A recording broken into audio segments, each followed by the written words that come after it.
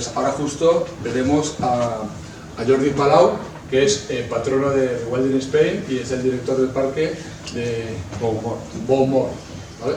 Entonces, él nos va a contar, bueno, ahí tenéis el título, entonces yo creo que mejor que lo que diga yo, casi que Jordi nos cuente lo que considere, ¿no?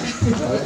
Y lo dicho, muchas gracias a vosotros y ya sabéis que las actividades de Aventajo están siendo desde las 10 de la mañana a las 10 de la noche y además hay rutas interpretativas cada hora y media en el punto de información, ¿no? O sea que, lo dicho, muchísimas gracias y nos vamos a estar luego, ¿vale? Muy bien. Pues muchas gracias a los organizadores por invitarme y a todas vosotras y vosotros por estar aquí a esta hora, a ver si podemos, si se hace aburrido me empezáis a preguntar y intentaré a ver si lo podemos hacer más o menos ameno, ¿vale?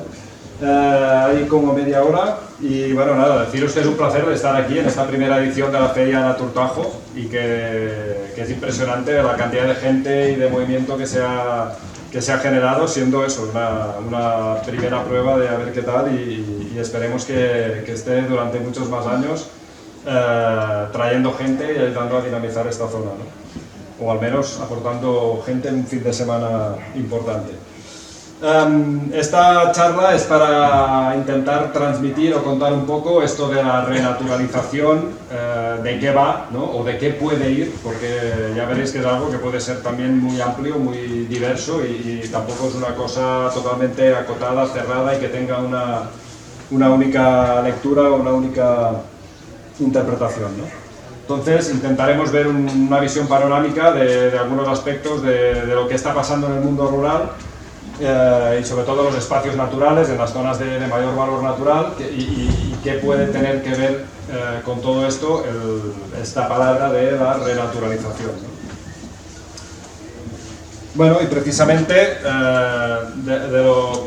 casi para empezar, es decir, bueno, esto de renaturalización, el rewilding en inglés, esto de alguna manera es un concepto, podríamos decir, de moda en ciertos ámbitos o en cierto, seguramente no en algo bastante específico, pero sí que es verdad que es algo de lo que se está hablando cada vez más y ahí hay un par de gráficos que tampoco están actualizados, pero que son referencias, artículos científicos que tratan temas de renaturalización o vinculados con la renaturalización y referencias en redes, en medios sociales y tal, que también se habla cada vez más de esto, ¿no?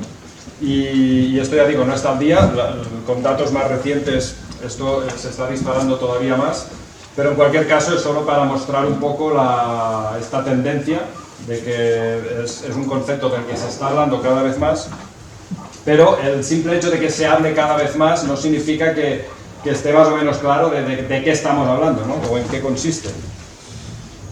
Por tanto, viene de algún modo esta cierta duda, ¿no? de qué estamos hablando realmente, de qué va esto de la renaturalización.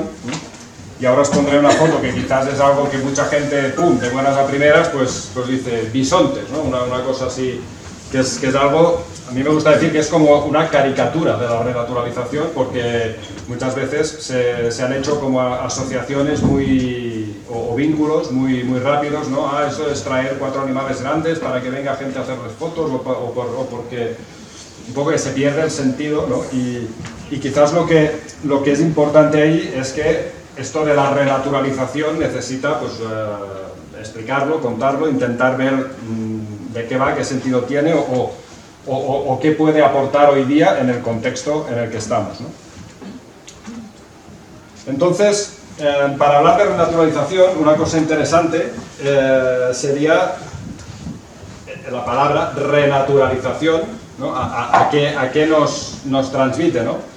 Y de alguna manera aquí tenéis dos fotos, podríamos ver de dos casos extremos, ¿no?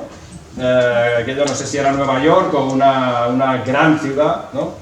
Y esto es un parque nacional en el Pirineo, como podría ser cualquier otra zona que todos más o menos estuviéramos de acuerdo que es muy natural, ¿no? Y aquello seguramente estaríamos de acuerdo que es poco natural y la renaturalización de alguna manera pues supongo que sería pues avanzar, movernos un poco de aquí para allá, ¿no? Evidentemente esta ciudad no la renaturalizará a nadie nunca, aunque seguro que se pueden hacer muchas cosas para mejorarlo, pero en cualquier caso, todo lo que sea avanzar, digamos, de aquí hacia aquí, sería renaturalizar, ¿no?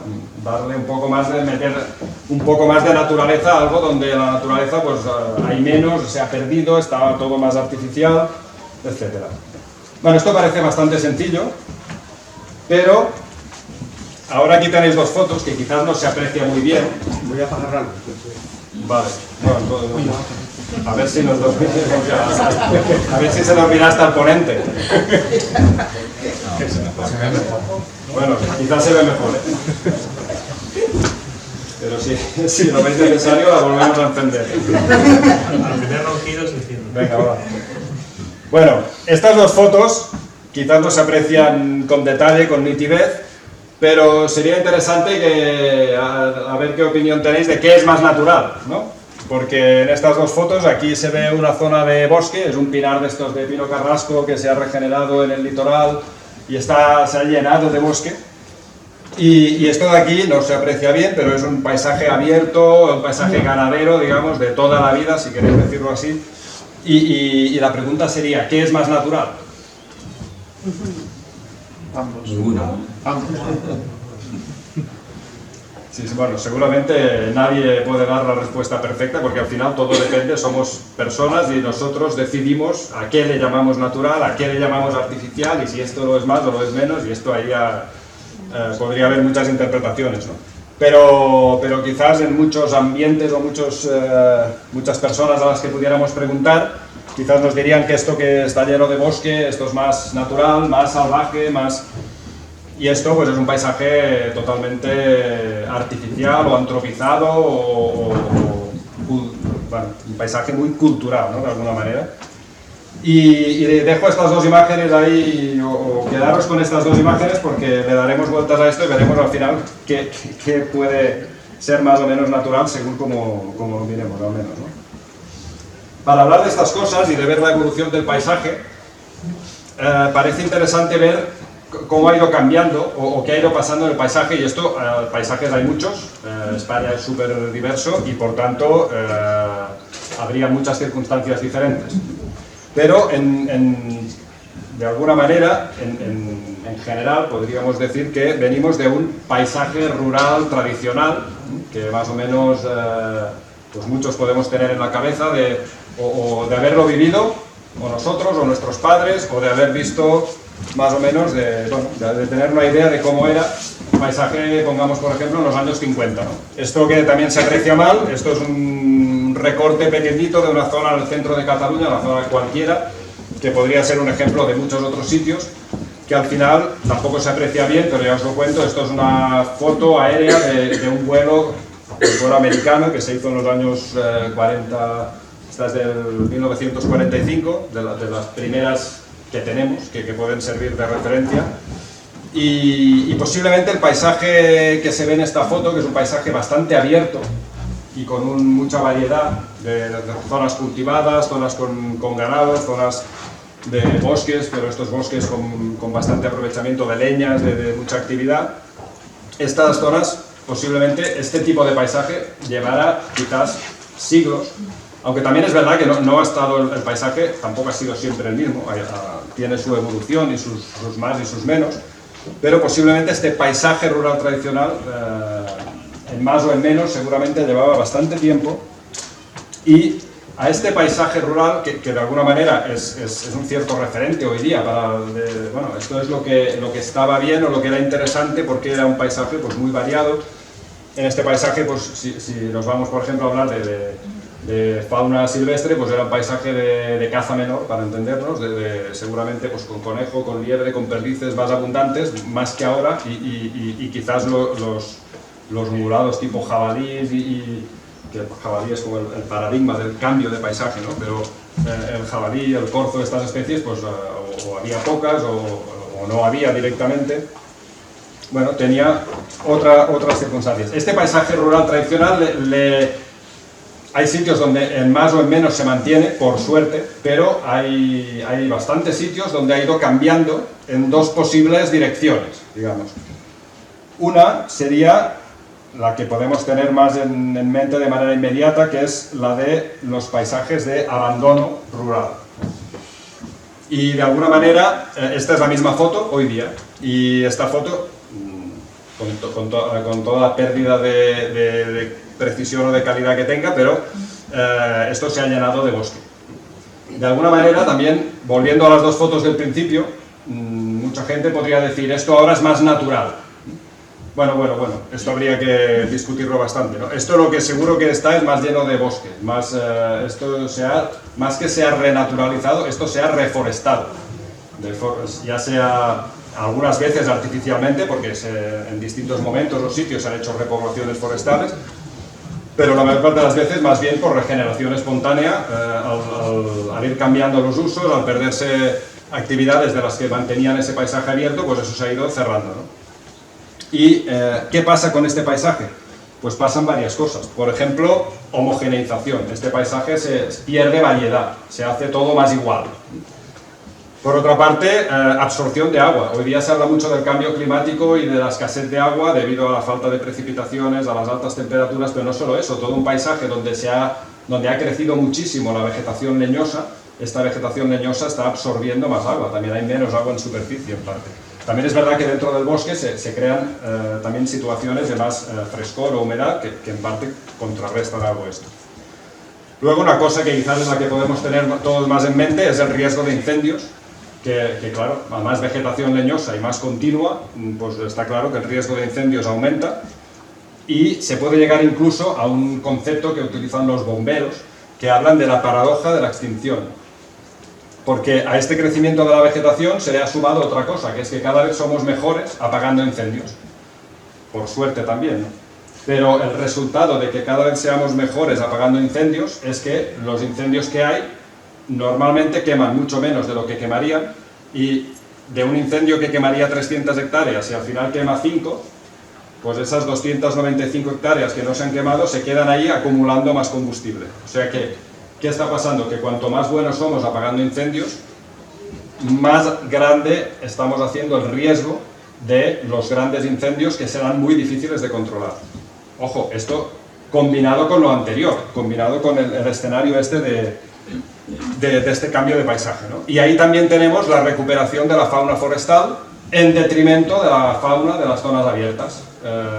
Este paisaje pues es fantástico para el jabalí, para el corzo, para las ardillas o para los pájaros carpinteros y son especies que han ido en aumento en general en muchos sitios, y en cambio aquellas especies de zonas abiertas, pues tanto la caza menor como también si nos fijamos en pajarillos o en especies de las que se hacen programas de seguimiento, se ve que las especies de medios abiertos en general están en regresión en toda Europa.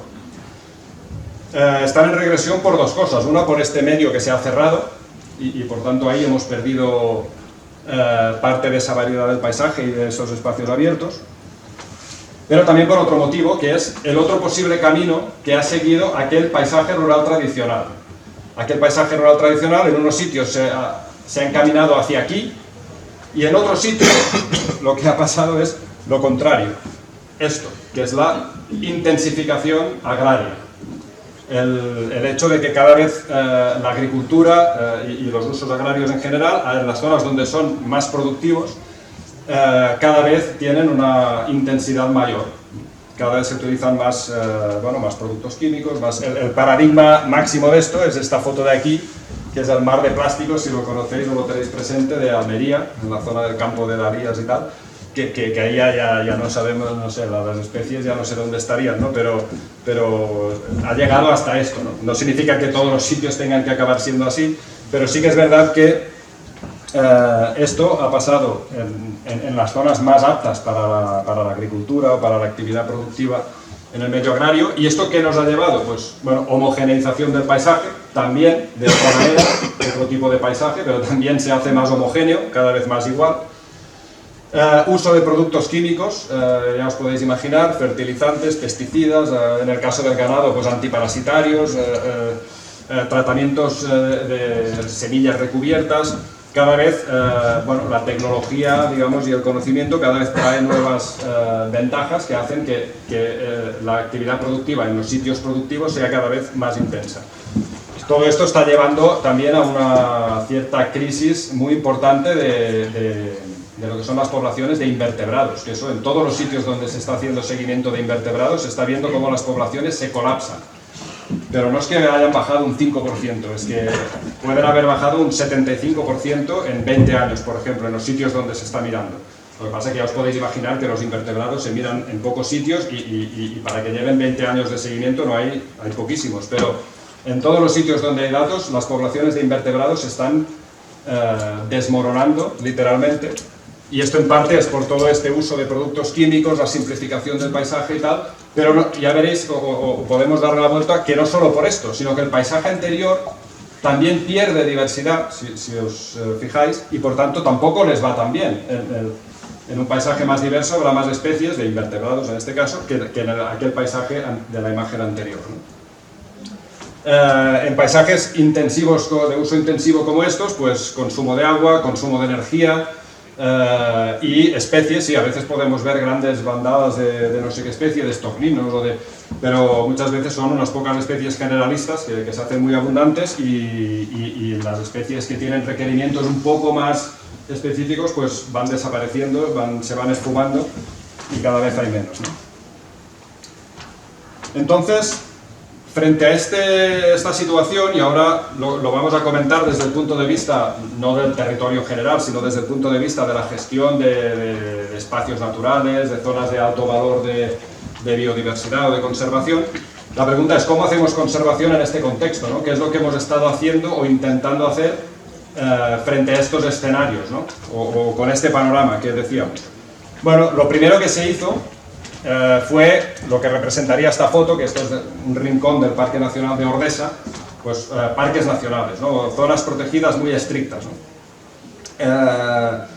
Estas zonas protegidas muy estrictas protegen mucho y muy bien la naturaleza, pero si pensamos bien en lo que veíamos de las imágenes anteriores, una protección muy estricta a veces, si se hace desde el punto de partida original en el que el medio está donde le faltan muchos componentes, pues al final una protección muy estricta lleva también a este escenario de mayor crecimiento del bosque, homogeneización, algo parecido a lo del abandono. Pero esto no es lo que se lleva en cuanto a zonas protegidas. En España esto representa menos del 1% del territorio, cuando en España hay alrededor de más del 30% del territorio protegido. O sea, casi todo el territorio protegido lo está con figuras que no son de protección estricta, no son parques nacionales, sino que son figuras de gestión más o menos de la actividad tradicional, con mayor o menor éxito, porque tampoco se le puede atribuir o hacer que sean los espacios naturales los que, con sus pequeños presupuestos del apartado de medio ambiente, que suele ser una prioridad relativamente pequeña y tal, los que tengan que hacer todo el trabajo de a ver cómo se puede revertir esa situación del mundo rural, ¿no? Pero lo que se intenta hacer en las áreas protegidas, en la mayor parte de las que hay, es una gestión en la que se intenta mantener artificialmente o contribuir a que se mantengan una serie de actividades, de procesos o de acciones incluso de conservación específicas para mantener pues, esta especie que es prioritaria, este otro hábitat que es importante, pero al final este modelo de conservación lleva a situaciones, digamos, a veces muy extremas o que necesitan un manejo constante, ¿no? Para mantener un determinado espacio abierto, pues hay que ir cortando la hierba periódicamente. Y esto, a la que dejamos de hacerlo o dejamos de pagar al que lo hace, pues eso se pierde, ¿no? Y tendríamos que estar toda la vida, digamos, durante las próximas décadas o siglos haciendo esto para que se mantuviera esta zona abierta, ¿no? Incluso, no sé, esto de aquí casi no se ve, pero esto es un paisaje de zona de secano en la que hay medidas de conservación y esto sería pues una caseta hecha artificialmente para que puedan criar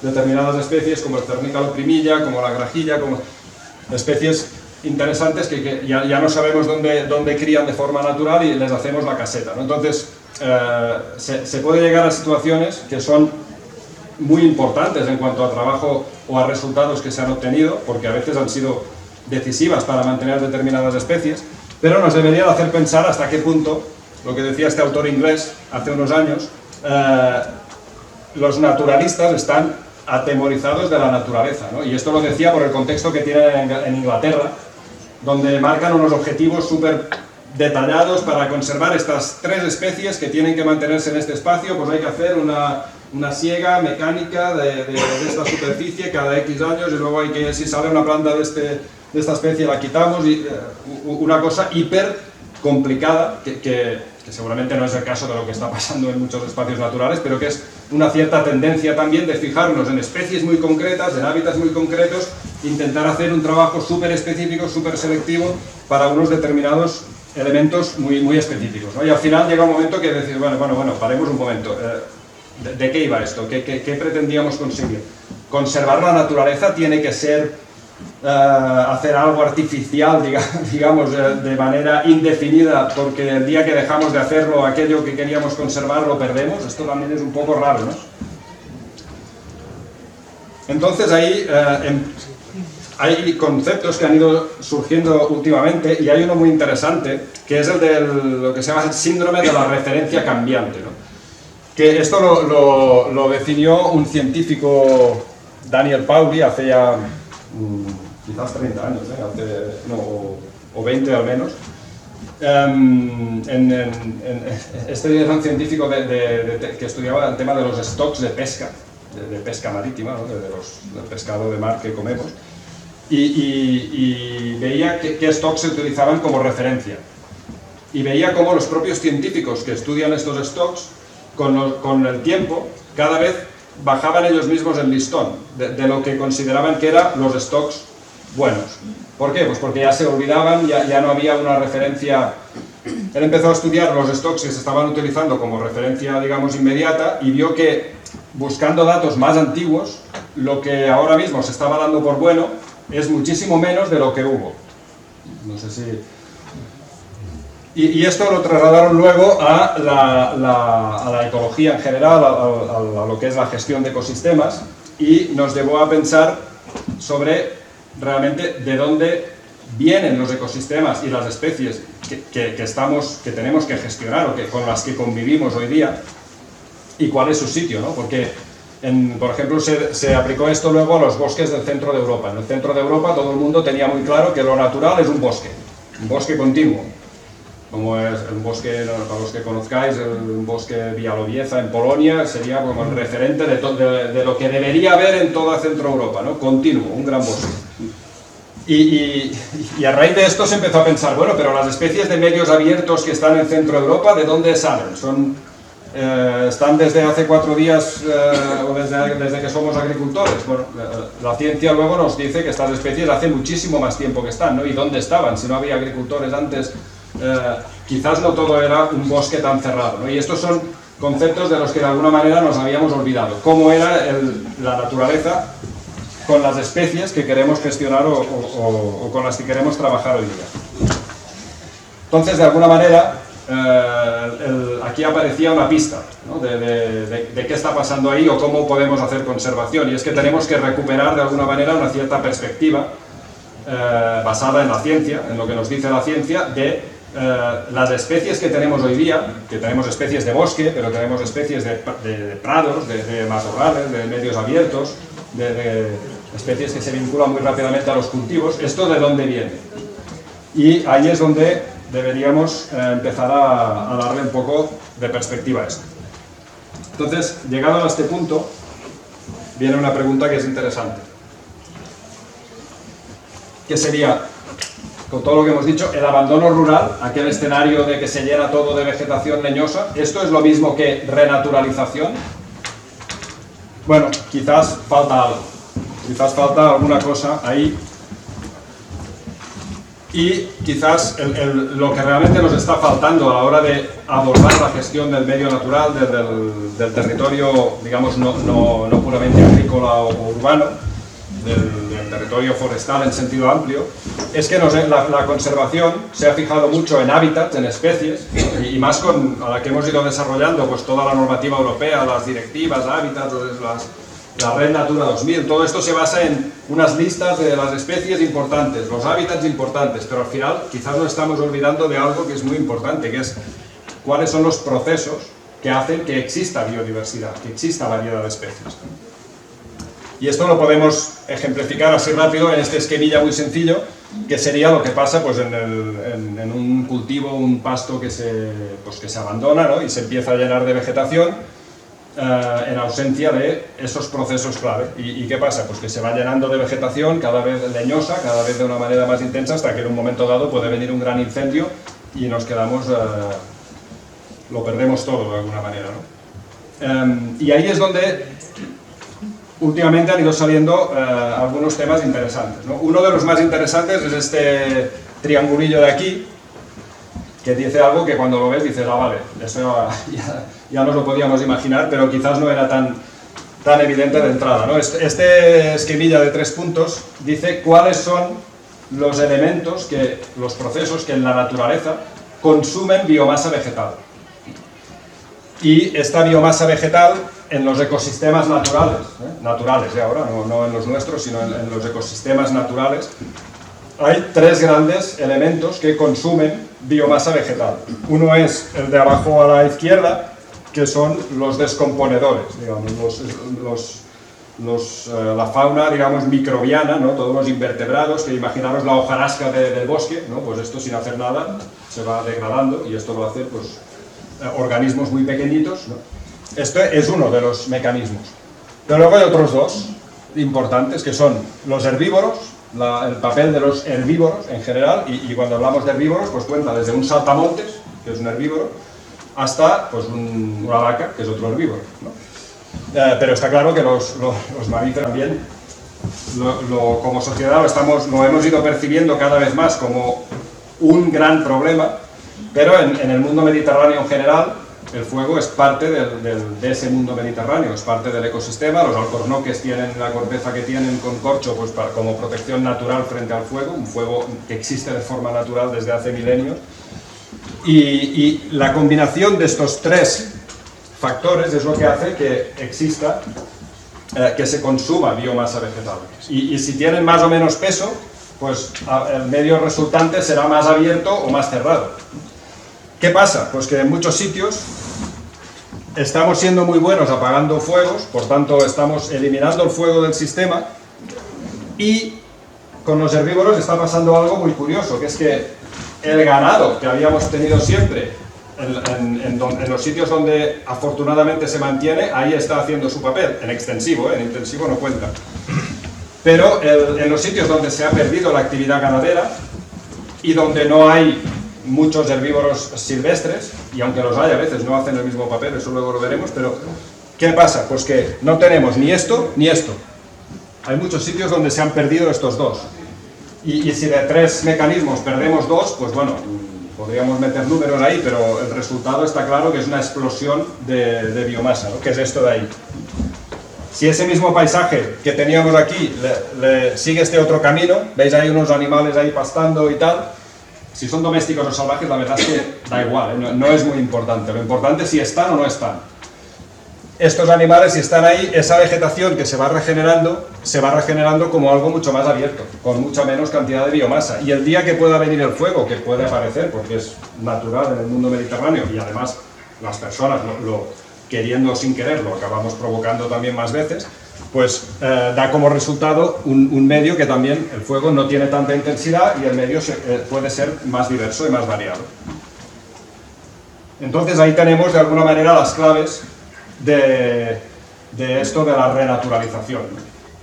¿Qué sería esto de la renaturalización? Bueno, de alguna manera sería trabajar con la naturaleza, mirar de recuperar de alguna manera o dejar que la naturaleza pueda trabajar de alguna manera, pero mirando que tenga los ingredientes que forman parte de los componentes de los ecosistemas, ¿no? Y si estos ingredientes o estos componentes no están, pues seguramente el resultado, si queremos mejorar los ecosistemas y el paisaje y el medio rural en definitiva, en las zonas no puramente agrícolas o urbanas, pensar más en paisajes forestales, así en sentido amplio, forestales ganaderos, de alguna manera necesitamos recuperar estos procesos o elementos clave. La renaturalización de alguna manera nos dice, si estamos ahora mismo ahí, estos son 3 ejes, ¿no? Que serían pues, las perturbaciones tipo esto, el fuego, en las llanuras de inundación, pues el papel del agua. Ahí está la dispersión, el hecho de que los organismos puedan moverse por el paisaje, por el ecosistema, y ahí la complejidad trófica, si solo tenemos saltamontes o si también tenemos herbívoros que sean un poco más grandes, para hacerlo ahora muy simplificado, ¿eh? El caso es que en la renaturalización nos dice, si ahora inicialmente estamos aquí, bueno, si podemos ampliar esto un poco, vamos a tener unos paisajes mucho más resistentes, digamos, más variados, más ricos. Pero esto no podemos hacerlo de manera indefinida. La renaturalización tiene límites porque no estamos en un paisaje prehistórico sin personas, la naturaleza no la podemos permitir que vuelva a una expresión máxima. Los incendios, que sería un caso clarísimo, con todo lo que estamos contando podemos pensar, bueno, quizás estaría bien que el fuego tuviera algo más de papel, pero le tenemos que poner un límite, ¿no? Hasta aquí, más no. Los herbívoros, bueno, tienen que estar más o menos en unos ámbitos controlados. Determinadas perturbaciones o dispersión, o sea, también hay barreras, ¿no? Hay autopistas, es decir, estamos en el paisaje del siglo XXI, que no es otro tipo de paisaje, y por tanto, esta renaturalización la podemos hacer en una determinada medida que nos puede aportar unos beneficios, pero también dentro de un escenario acotado y controlado, ¿no? Hoy día se está en la década de la ONU, ha designado toda la década en la que estamos ahora como la década de la restauración de ecosistemas. O sea, este es un tema importante. Y quizás todavía más interesante es un concepto que se ha ido desarrollando últimamente, que son las soluciones basadas en la naturaleza. ¿De qué va esto? Ahora lo veremos, pero la idea es trabajar de la mano con la naturaleza y no contra la naturaleza, poniéndole de alguna manera un muro para que no... un muro del que siempre intentará salir, ¿no? Imaginaros el agua, ¿no? que al final siempre intenta colarse. Entonces ahí puede haber una cierta oportunidad de futuro, combinando toda esta situación en la que estamos, en la que podamos pensar a ver si podemos convertir problemas, algunos problemas de los que tenemos en el día de hoy, en oportunidades y darle un poco la vuelta a esto. Y un ejemplo para visualizarlo con unas ilustraciones así teóricas o ideales, pero que pueden ayudar a visualizarlo, es en las llanuras de inundación de algunos grandes ríos. A veces se han hecho, bueno, ya veis ahí las flechas, se han hecho motas o protecciones que impiden que el agua pueda salirse del curso casi inmediato de lo que es el propio río, ¿no? Cuando lo propio de las llanuras de inundación, y esto nos lo enseñaban de pequeños, pues es que el agua se dispersa y al hacerlo, ¿qué hace? Pues distribuye nutrientes, ¿no? Y hace que la tierra sea fértil, como lo es mucho más en las llanuras de inundación que en otros sitios, ¿no? Entonces, ¿qué pasa? En estos escenarios donde hemos puesto estas protecciones ahí tan pegadas al agua, pues bueno, pues en una crecida ordinaria pues más o menos la aguantan bien, pero según qué crecida ya extraordinaria, pues quizás no. Y este resultado es mucho más destructivo, ¿no? Pensado a veces inundaciones en el Ebro hemos visto imágenes de estas, ¿no? ¿Cuál podría ser un posible enfoque de la renaturalización y de eso de las soluciones basadas en la naturaleza, de trabajar de la mano de la naturaleza? Pues, por ejemplo, alejar donde se pueda, porque volvemos a lo que decíamos, estamos en el siglo XXI, que la situación de partida es la que es, donde hay un pueblo, el pueblo ahí está. Pero hay sitios donde es posible hacerlo. Y seguro que si vais pensando sitios que conocéis, hay sitios donde se puede hacer. Vamos a alejar estas protecciones.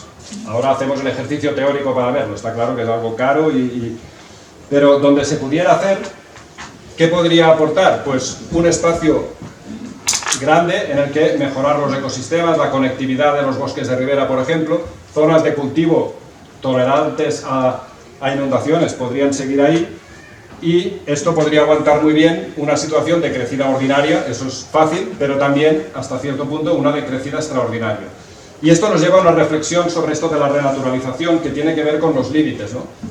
Es decir, podemos pensar que permitir un poco más de inundabilidad es aumentar un problema, ¿no? Pero en cambio, quizás permitir este poco más de inundabilidad nos permite ser más resistentes a la gran inundación, que es el auténtico problema, ¿no? Y de alguna manera, utilizar un poco más el fuego de manera controlada, como no puede ser de otra manera, quizás nos puede hacer más resistentes a evitar los grandes incendios, que estos son el auténtico problema. Esto la fundación de la Nueva Cultura del Agua, que no sé si os suena, que estuvo muy activa con el tema del trasvase del Ebro hace años y tal, pues planteaba esto, ¿no? Como estas puntas que se dan de inundación superando esta capacidad hidráulica, si renaturalizamos de alguna manera las llanuras de inundación, en la medida que se pueda, pues pueden quedar dentro de ese margen y por tanto no ser tan destructivas, ¿no? Sería un ejemplo. Otros ejemplos sería recuperar el papel del fuego en el ecosistema. ¿Cómo? Pues de manera controlada, con quemas prescritas.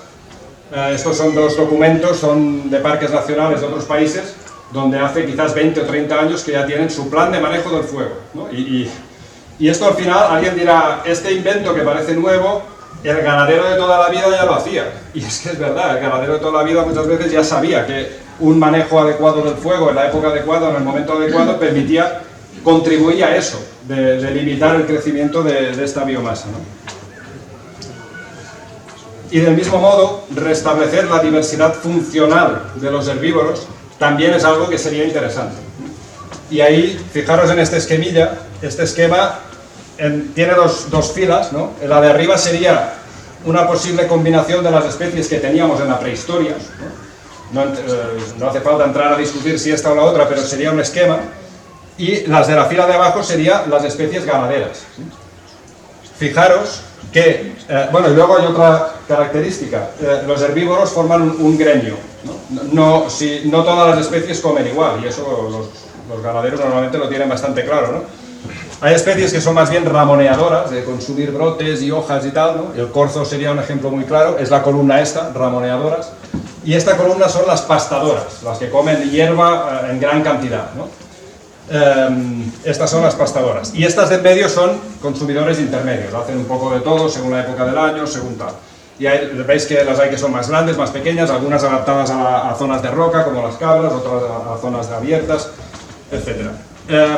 ¿Qué ha pasado?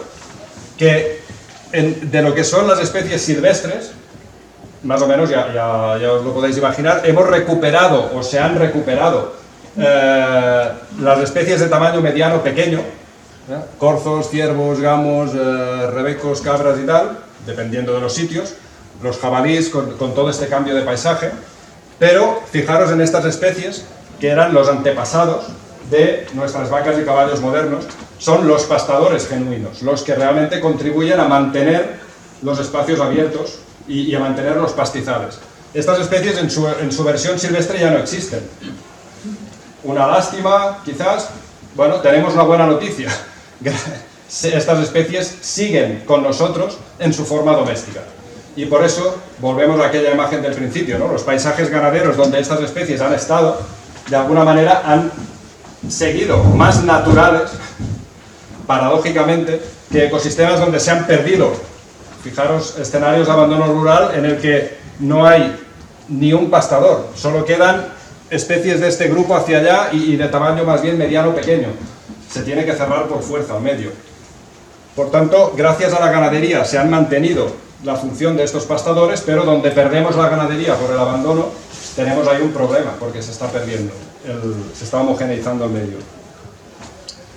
Cuando especies como, en este caso, pues la vaca conocida de todos, digamos, en extensivo, eso sí, y cuando son razas rústicas todavía más, pues juega un papel en el ecosistema pues como una especie clave, como otras especies que podemos ver como especies 100% salvajes, ¿no?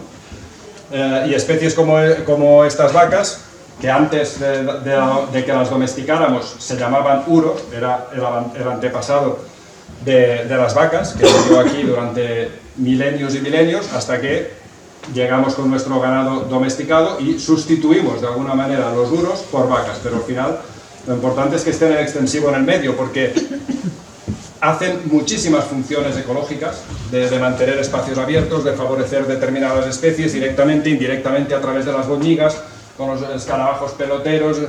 Bueno, hay todo un ecosistema relacionado con el hecho de que estén este tipo de especies clave en el ecosistema o no. Y la visión tradicional podría ser: esto es algo artificial, es ganado doméstico, esto no es parte del ecosistema natural.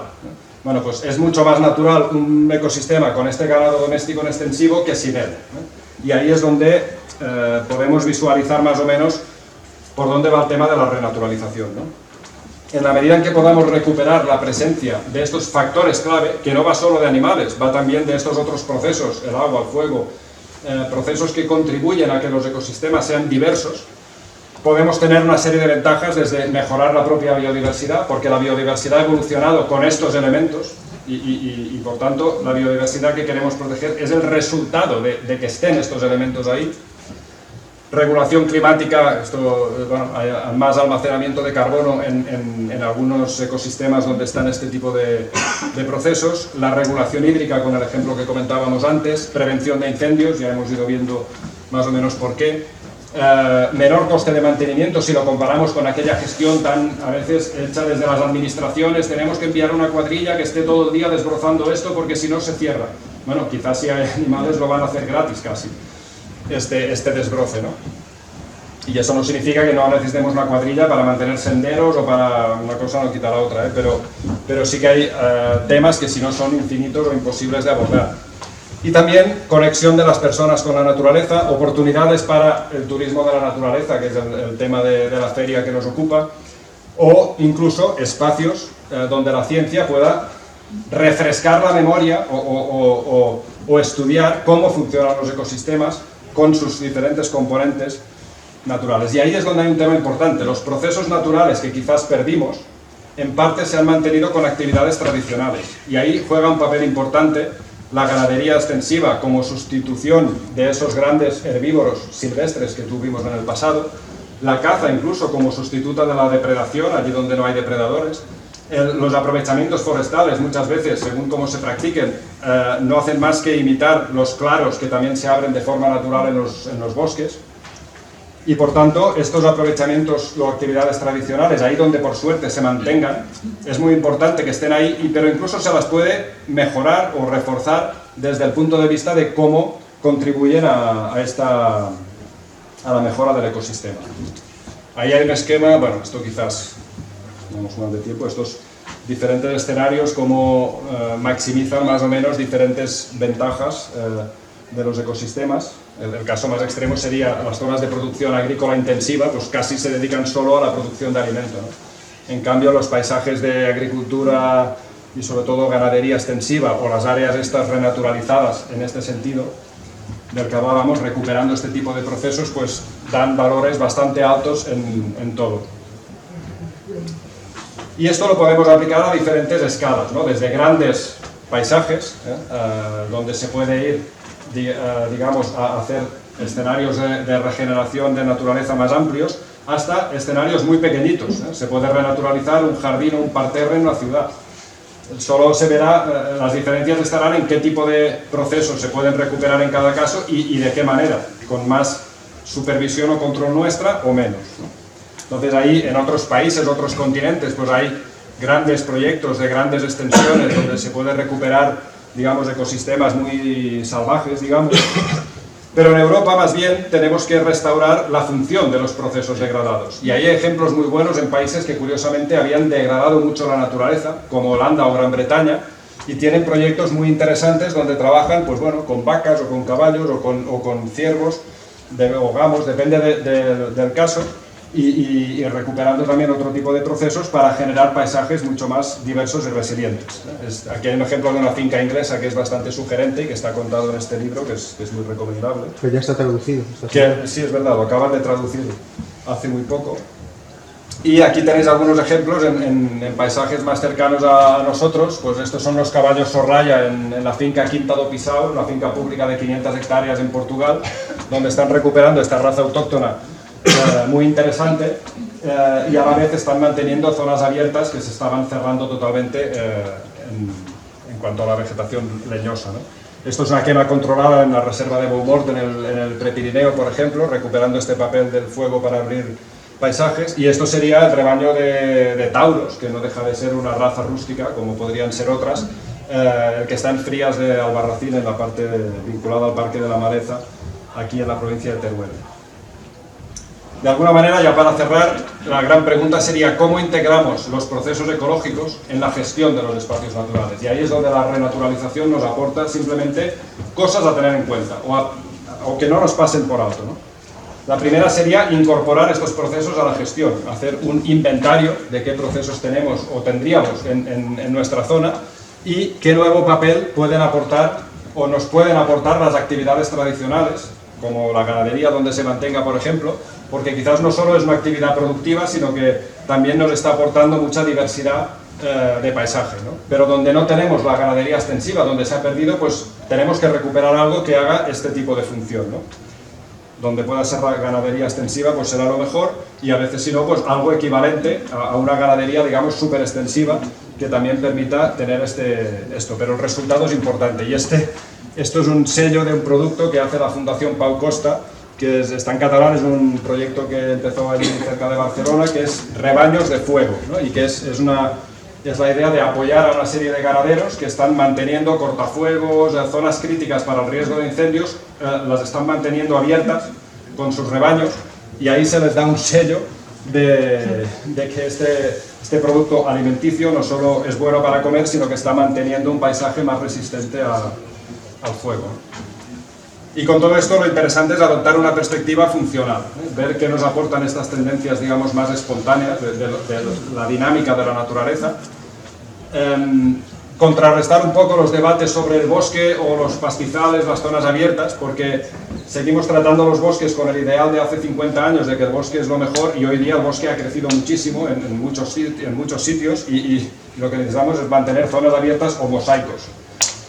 Ahí es donde juegan un papel clave los herbívoros, los domésticos y los silvestres. Todos suman, todos aportan, y depende ahí ya de cada sitio los que hay, con los que se pueda trabajar, ¿no? Integrando, pues bueno, nuevas realidades en el paisaje del siglo XXI. El territorio es cambiante, es muy dinámico. También tenemos que estar un poco abiertos a esto, porque nos quedamos a veces con que este bosque siempre tiene que ser un bosque, o este pasto siempre tiene que ser un pasto, y las cosas van cambiando. Lo importante es que tengan los mecanismos, los ingredientes para hacerlo. Y la renaturalización también aporta una visión un poco más optimista de la conservación, porque la conservación de especies y de la naturaleza siempre está como a la defensiva, evitando que no desaparezca esta especie, que no evitar este impacto. Y sí que todo esto es importante, pero la renaturalización también nos habla de que podemos recuperar paisajes más ricos, más diversos, y haciéndolo de la mano de los actores clave que están en el territorio en cada sitio, ¿no? Y ahí es donde hay muchas alianzas que se pueden enriquecer y que pueden ser muy interesantes. Entonces, bueno, ahí es donde vale la pena darle la vuelta a todo esto. O sea,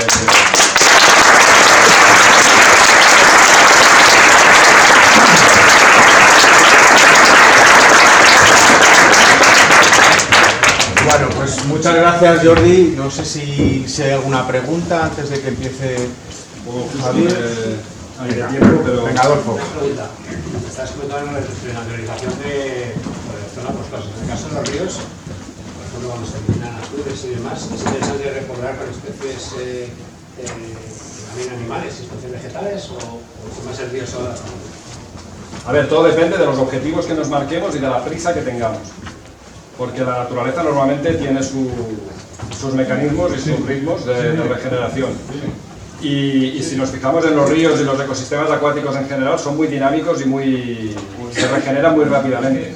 Entonces, si no hay una urgencia o una necesidad especial, en un sitio donde se haga una actuación de este tipo, normalmente en no mucho tiempo va a ir surgiendo la vegetación, que se dispersa muy rápidamente y fácilmente, y con la vegetación que crece bastante rápido, la de ribera, pues vendrán también la fauna o las especies que la puedan utilizar. Ahora, no sé, si hay que estabilizar unos taludes porque si no se nos cae algo, pues vamos a plantar ahí o vamos a hacer esto, por eso digo, depende de los objetivos que se marquen. Bueno, pues si no hay más preguntas, pues, despedimos.